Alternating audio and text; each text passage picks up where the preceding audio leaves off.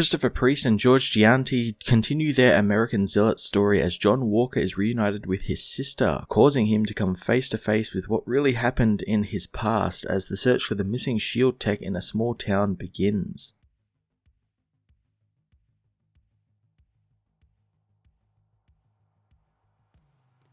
Christopher Priest again wows me with what his take on US Agent is and the characters around him. I love that we got to dive into John's childhood and rather warped view he has on Captain America and even his brother, who succumbed to a terrible event that John has all but put out of his mind and replaced with Captain America. Tying his trauma into the actual story with his sister and how he doesn't approve of her following in his and his deceased brother's footsteps was great. And one thing that surprised me again with this series was that John was kind of in the right when defending the people of Ephraim from his sister, who judges them based on what they look like and where they live and the lives they have no choice to live. It was a wonderful flip of the tables and a perfect way to showcase that John, while he is often wrong in his ways and how he goes about them, means well and he just wants to do the best for the people of America. George Gianti's artwork for the most part was pretty good, but there were parts that kind of looked off, mainly with faces and some body proportions with some characters not looking all too good. But other than that, I like what he did with the comic that wasn't even all that action-packed, but he managed to bring life to these characters hashing out their problems with one another. US Agent Issue 2 was a fantastic continuation of John's storyline as well as a little deep dive into the man behind the USA Shield and his family problems. The overall plot with the small town of Ephraim was progressed very nicely and I'm looking forward to seeing the hunt for the SHIELD tech continue next issue. I'm going to give this issue an 8.5 out of 10.